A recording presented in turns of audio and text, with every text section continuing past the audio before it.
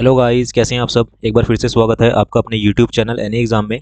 Guys, आज की इस वीडियो में हम रेशनल प्रोपोर्शन की जो सीरीज शुरू करी थी, जो चैप्टर शुरू किया था, उसका टाइप 3 देखेंगे कि टाइप 3 में किस टाइप के क्वेश्चंस बनते हैं रेशियो एंड प्रोपोर्शन में, जो कि आपके SSC CGL, SSC GD, NTPC, group D या फिर एचएसएससी या फिर कोई भी government one day government exam है उसके लिए इंपॉर्टेंट है। तो इस वीडियो को अंत तक जरूर देखिएगा, और अगर आपको ये वीडियो पसंद आए तो प्लीज़ इस वीडियो को लाइक ज़रूर कीजिएगा, और अगर आप हमारे चैनल पर नए हैं तो प्लीज़ चैनल को सब्सक्राइब करना मत भूलिएगा, ताकि आपको हमारे चैनल की नोटिफिकेशंस मिलती रहे। ठीक है, तो चलिए फ्रेंड्स शुरू करते हैं और देखते हैं कि रेशियो एंड प्रोपोर्शन में किस टाइप के क्वेश्चंस बनते हैं, कैसे उनको टैकल करना है, क्या उनका सॉल्यूशन होगा। उससे पहले सर, ये हमारा फेसबुक ग्रुप है। इस ग्रुप का लिंक मैं आपको डिस्क्रिप्शन में दे दूंगा। उस लिंक पर क्लिक करके आप हमारे साथ इस ग्रुप में जुड़ सकते हैं और अपनी प्रिपरेशन को और बेहतर बना सकते हैं। तो चलिए फ्रेंड्स शुरू करते हैं और देखते हैं कि टाइप 3 में किस टाइप के क्वेश्चन बनते हैं। उससे पहले आप क्वेश्चन का थोड़ा सा कंसेप्ट जान लीजिए कि इनका कंसेप्ट क्या है, किस पे ये बेस्ड क्वेश्चन है। तो छोटा सा कंसेप्ट है, ज़्यादा टाइम नहीं लेंगे आपका। तो छोटा सा कंसेप्ट ये है कि मान लीजिए हमें क्वेश्चन में दे दिया कि ए रेशो बी प्लस सी। हमें क्या दिया क्वेश्चन में, ये क्या दे रखा है, 2:3। ए को अलग किया और बी प्लस सी को अलग किया है, तो ए रेशो बी प्लस सी कह दिया कि 2:3 है। उसी तरह से क्वेश्चन में क्या दिया हमें, क्या कि बी रेशो ए प्लस सी, तो बी को अलग किया, ए और सी को अलग किया, ए प्लस सी को अलग किया, और यहाँ पर हमें क्या दिया कि ये कितना है, 3:7 है। और हमसे क्वेश्चन में पूछ लिया गया कि हमें बता दीजिए कि ए रेशो बी रेशो सी कितना है। तो इस तरह के क्वेश्चन में आपको करना क्या है कि हमें जो क्वेश्चन में दे रखा है वो क्या दे रखा है कि ए रेशो बी प्लस सी कितना दे रखा है, 2:3, ये हमें दे रखा है। और यहाँ पर अगर हम ऐड करें इसको तो क्या बनेगा, ए प्लस बी प्लस सी बनेगा, और ए प्लस बी कितना बनता है हमारे पास, ये टोटल करके कितना बनता है, 5। उसी तरह से अगर यहाँ हम देखें तो बी रेशो ए प्लस सी कितना दे रखा है हमारे पास, वो दे रखा है 3:7 दे रखा है। और यहाँ पर अगर हम ऐड करें तो ए प्लस बी प्लस सी की जो वैल्यू आती है वो कितनी आती है, 10।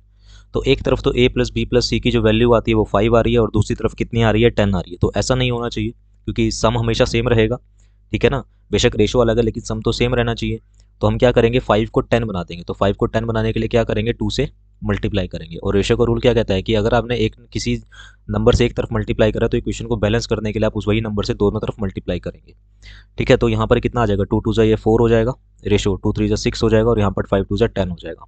यहाँ पर तो पहले से ही 10 है, तो 3:7 इज इक्वल टू 10। तो यहाँ पर ये जो नंबर है ये वाला, ये दोनों जगह सेम हो गया, सम सेम हो गया इनका। ठीक है ना, यानी कि जोड़ सेम हो गया।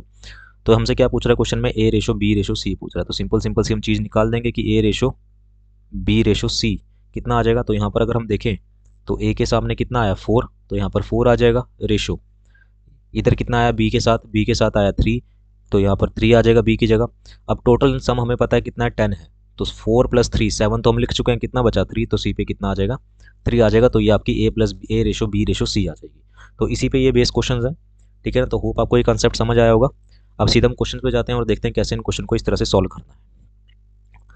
तो क्वेश्चन कुछ इस तरीके से है कि if ₹3600 is distributed among A B C में 3600 रुपये बांटने हैं, सच दैट, वो इस तरीके से बांटने हैं कि ए को 1/3 मिले किसका, बी प्लस सी का। ए को बी प्लस सी का कितना मिलना चाहिए, 1/3 मिलना चाहिए। बी प्लस सी को मिला के जितना मिलता है उसका 1/3 ए को मिलेगा। And but A and C together, A और सी को जितना मिलता है, will get 40% more than B, B से वो 40% ज़्यादा है। मतलब ए और सी को मिला के जितना मिलेगा वो 40% ज़्यादा है किससे, बी से। Find the individual amount of A B C, A की अलग अलग, ए बी सी की अलग अलग हमें यहाँ पर राशि बतानी है। तो कैसे इस क्वेश्चन का सॉल्यूशन होगा वो देख लेते हैं।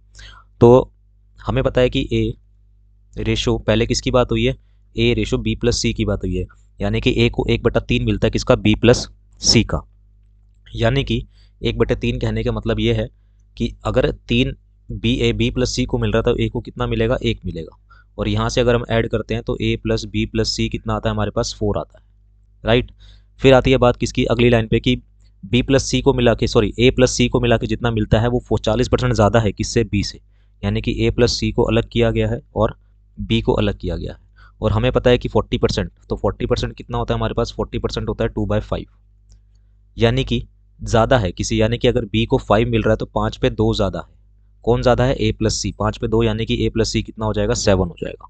और यहाँ पर 7 प्लस, यानी कि ए प्लस बी प्लस सी अगर हम करते हैं तो 7 + 5 कितना हो जाएगा, 12 हो जाएगा। तो यहाँ से ही हमारे पास बना, यानी कि हमें ये पता लग गया कि ए प्लस बी प्लस सी एक जगह, एक तरफ कितना है 4 है और दूसरी तरफ कितना है 12 है। तो ये हमने रेशो बना ली। अब 4 को 12 बनाना ज़्यादा आसान है। ठीक है ना, तो हम 4 को 12 बनाने के लिए क्या करेंगे, 3 से मल्टीप्लाई, और एक नंबर एक तरफ 3 से करा तो दूसरी तरफ भी हम किससे मल्टीप्लाई करेंगे, 3 से ही करेंगे। तो ये कितना हो जाएगा, 3 रेशो 9 इज इक्वल टू 12 हो जाएगा। और यहाँ पर पहले से 12 था तो 7:5 इज इक्वल टू कितना 12, यहाँ भी 12 हो गया, तो सम हो गया सेम। अब A ratio B ratio C कितनी आएगी, तो यहाँ पर हम लिख लेते हैं कि A ratio B ratio C कितना आएगा। A कितना आया 3, B कितना आया 5 आया, जैसा कि हमें दिख रहा है कि A कितना आया, A आया हमारे पास 3 आया, B कितना आया हमारे पास, B आया हमारे पास 5, और टोटल सम कितना है 12 है। तो 5 और 3 कितना हुआ 8 हो गया, कितना बचा 4, तो सी पे कितना आ जाएगा 4 आ जाएगा। तो ये इनकी क्या आ गई रेशो आ गई। अब हम यहाँ अलग अलग डिस्ट्रीब्यूट करना है, तो यहाँ से अगर हम टोटल करते हैं तो कितना आता है 12 आता है, और हमें पता है कि टोटल सम कितना पैसा डिस्ट्रीब्यूट करना है, कितना पैसा डिस्ट्रीब्यूट करना है 3600 रुपये हमें यहाँ पर बांटने हैं। तो 412 यूनिट की जो वैल्यू है वो कितनी हो जाएगी 3600 रुपये हो जाएगी। उसी तरह से 1 यूनिट की वैल्यू अगर हम निकालेंगे तो कितनी आ जाएगी 12×3 = 36, यानी कि कितना आ जाएगा 300 आ जाएगा। अब हमें क्या निकालना है, ए का पैसा निकालना है, यानी कि एज अमाउंट, और ए की रेशो कितनी है हमारे पास 3, तो 3 इंटू में 300 कर देंगे तो कितना आ जाएगा, ये हमारे पास 900 आ जाएगा। तो ए के पास है 900 रुपये। उसी तरह हम बी की अमाउंट निकाल लेंगे, यानी कि बी की अमाउंट, तो बी की रेशो कितनी हमें दे रखी है, बी की है 5, तो 5 इंटू में 300 कितना हो जाएगा हमारे पास 1500 हो जाएगा। और इसी तरह से हम किसकी अमाउंट निकाल लेंगे, सी की अमाउंट निकाल लेंगे। तो सी की अमाउंट कितनी आ जाएगी हमारे पास, सी की रेशो कितनी है 4 इंटू में 300 इज इक्वल टू कितना हो जाएगा, ये 1200 हो जाएगा। तो ये है हमारे पास, इस तरह से इस क्वेश्चन को टैकल करना था, इस तरह से क्वेश्चन को सॉल्व करना था। ठीक है, तो पहले हमने देखा कि रेशो अलग अलग बना ली हमने, तो ये रेशो आपको बनानी आ गई होगी किस तरह से रेशो बनाते हैं। अगर आपने थोड़ा सा भी कंसेप्ट आपको पता है रेशो का, तो ये रेशो आप बना लोगे। तो रेशो बनाने के बाद हमने देखा कि दोनों तरफ जो है वो एक सम, जो सम है a प्लस बी प्लस सी का वो इक्वल होना चाहिए, यहाँ भी दोनों तरफ इक्वल होना चाहिए। तो हमने 4 को 12 बनाने के लिए किससे मल्टीप्लाई करा, 3 से, तो दोनों तरफ हमने 3 से करा, तो a ratio b ratio c हमने यहाँ से सीधी सीधी निकाल ली, कितनी आई 3:5:4 आ गई।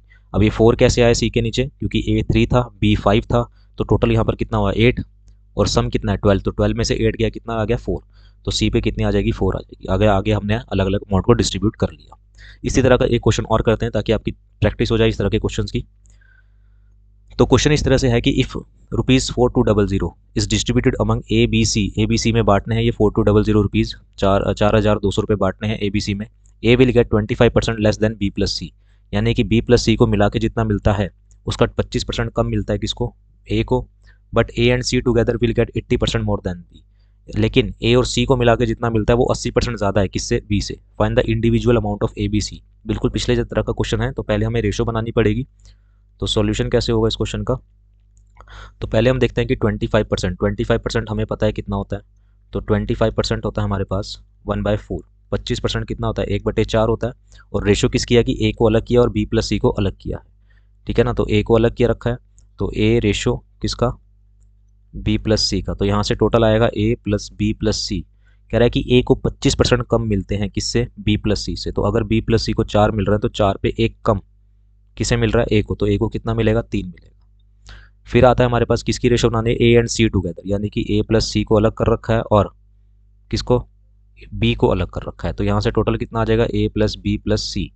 और हमें पता है कि हमारे पास जो 80% कितना होता है हमारे पास, 80% होता है हमारे पास। ये अगर हम करेंगे तो 80/100 यानी कि 4 2 जाए 2 बाय कितना 25, 2/25। इसको मैं साइड में लिख रहा हूँ एक बार, एक सेकेंड। तो 80% होता है हमारे पास कितना 2/5 होता है 2/25 सॉरी। तो 80% कितना होता है हमारे पास 2/25 होता है, ठीक है। तो यानी कि हमें कह रहा है कि ए एंड सी को जितना मिलता है उसका, ठीक है ना, 2/25 होता है। तो ए एंड सी को जितना मिलता है, एक मिनट, 4 2 8 सॉरी 2/25 नहीं होता, ये होता है आपके पास 80% होता है हमारे पास। 0 से 0 कैंसिल, 2 4 8 4/5 होता है, माफ़ कीजिएगा। 80% होता है हमारे पास 4/5 होता है। तो कह रहा है कि ए और ए प्लस सी को मिलकर जो मिलता है वो 80% ज़्यादा है किससे, बी से ज़्यादा है। 80% ज़्यादा है बी से। तो अगर ए और सी को बी से ज़्यादा है, तो अगर बी को 5 मिलता है तो 5 पे 4 ज़्यादा है, ये 5 पे 4 ज़्यादा, यानी कि ए और सी को कितना मिलेगा 9 मिलेगा, ठीक है ना। तो ए और सी को कितना मिलेगा 9। कह रहा है कि ए और सी को मिला के जितना मिलता है वो 80% ज़्यादा है, मोर है किससे, बी से। तो अगर बी को 5 मिल रहा है तो 5 पे 4 ज़्यादा, यानी कि ए और सी को मिला के कितना मिलेगा 9 मिलेगा। तो टोटल कितना हो गया 9 प्लस कितना हो गया 14 हो गया। तो यहाँ पर कितना हुआ, यहाँ पर हुआ टोटल 7 हो गया, ठीक है ना। यहाँ पर टोटल कितना है 7 है। अब दोनों तरफ जो सम है वो सेम रहना चाहिए, दोनों तरफ जो सम है वो क्या रहना चाहिए, सेम रहना चाहिए। तो हम क्या करेंगे, इस 7 को किससे 14 बनाने के लिए क्या करेंगे, 2 से मल्टीप्लाई कर देंगे। तो इस तरफ 2 से मल्टीप्लाई करा तो यहाँ भी 2 से करेंगे और इधर भी क्या करेंगे 2 से मल्टीप्लाई करेंगे। तो यहाँ पर जो ए बनेगा वो कितना बनेगा 6, बी प्लस सी कितना बनेगा 8 और टोटल कितना हो जाएगा 14। यहाँ तो पहले से ही 9 है, ये पहले से ही 14 है, यहाँ पर 5 है और इज इक्वल टू कितना 14। तो यहाँ से हमें मिल गया कि ए रेशो बी रेशो सी कितना आ जाएगा। ए के नीचे कितना लिखा हुआ है यहाँ पर, ए के नीचे लिखा हुआ है 6, तो ए की वैल्यू आ जाएगी 6। बी के अगर नीचे देखें तो बी के नीचे यहाँ पर लिखा हुआ है 5, तो बी की वैल्यू आ जाएगी यहाँ पर 5। और टोटल कितना है हमारे पास 14 है, टोटल 14 है दोनों जगह। तो बी ए प्लस बी करके कितना हो गया 11 हो गया, 14 में से 11 गए कितना 3। तो सी की वैल्यू कितनी आ जाएगी यहाँ पर 3 आ जाएगी। ये आपकी आ गई रेशो, ठीक है ना। तो ए रेशो बी रेशो सी कितना आ गया हमारे पास 6:5:3 आ गया। अब टोटल अगर हम करते हैं तो यहाँ पर कितना बनता है, ये 14 बनता है। और हमें पता है कि एक्चुअल वैल्यू जो 14 की एक्चुअल वैल्यू है टोटल सम, तो 14 यूनिट की हम वैल्यू बोल सकते हैं कितनी है 4200 है। और यहाँ से हम किसकी वैल्यू निकाल लेंगे 1 यूनिट की। 1 यूनिट की वैल्यू कितनी आ जाएगी यहाँ पर 300 आ जाएगी। तो 300 रुपीज़ आ गई 1 यूनिट की वैल्यू। अब हमें ए की अमाउंट निकालनी है, बी की अलग अलग निकालनी है, तो हम निकाल लगते हैं। तो एज अमाउंट कितने आ जाएगा, तो अगर हम ए की अमाउंट निकालें तो अमाउंट की 1 यूनिट की वैल्यू 300 है, तो ए के रेशो कितना है 300 इंटू क्या कर देंगे 6, तो कितना आ जाएगा 1800। उसी तरह से हम बी की अमाउंट निकालेंगे, बीज अमाउंट कितना आ जाएगा 300 मल्टीप्लाई बी की रेशो कितनी है 5, तो कितना आ जाएगा 1500 आ जाएगा। और इसी तरीके से सेम इसी तरीके से हम क्या निकालेंगे सी की अमाउंट निकालें, तो सी के कितना आ जाएगा 300 मल्टीप्लाई बाय 3 कितना हो जाएगा ये 900 हो जाएगा। तो ये किसकी वैल्यू आ जाएगी सी की वैल्यू आ जाएगी, ठीक है। तो इस तरह से आपको ये क्वेश्चन सॉल्व करना था। इसका एक मेथड और होता है, वो हमें आपको नेक्स्ट क्वेश्चन में बताते हैं कि नेक्स्ट क्वेश्चन में आप इसी क्वेश्चन को किसी और मेथड से कैसे कर सकते हैं। तो उम्मीद है आपको ये क्वेश्चन समझ आया होगा। नेक्स्ट क्वेश्चन पे आते हैं, लास्ट क्वेश्चन है ये इसका टाइप 3 में। तो इसको हम इस मेथड से नहीं करेंगे, जो अभी हमने तो पिछले 2 क्वेश्चन करे, इसको हम थोड़े से अलग मेथड से करेंगे ताकि आपको दोनों मेथड यहाँ पर पता लग जाए। तो कह रहा है कि 28,000 रुपये को ए बी सी में डिस्ट्रीब्यूट करना है, ए बी सी डी में। अब यहाँ पर 4 पर्सन है, ठीक है ना, तो 4 पर्सन में डिस्ट्रीब्यूट करना है 28,000 को। ए विल गेट, ए को कितना मिलता है 2/5 मिलता है ऑफ द रिमेनिंग पर्सन। मतलब ए को छोड़ के बी सी डी को जो पैसा मिलता है उसका 2/5 किसको मिलता है ए को मिलता है। B will get 25% less than of the remaining person. मतलब B A plus C plus D इनको मिला के जो मिलता है उसका 25% कम किसे मिलता है बी को मिलता है। But C will get 1/6 of the remaining person, यानी कि A plus B plus D इनको मिला के जो मिलता है उसका 1/6 किसको मिलता है सी को मिलता है। Find the individual amount of A B C D की हमें इंडिविजुअल अमाउंट बतानी है क्या होगी। तो इस क्वेश्चन को हम बहुत ईजिली मेथड से करेंगे। एक मेथड और है, मैं यहाँ पर इस तरह से बना देता हूँ, बहुत ईजी मेथड है, ठीक है ना।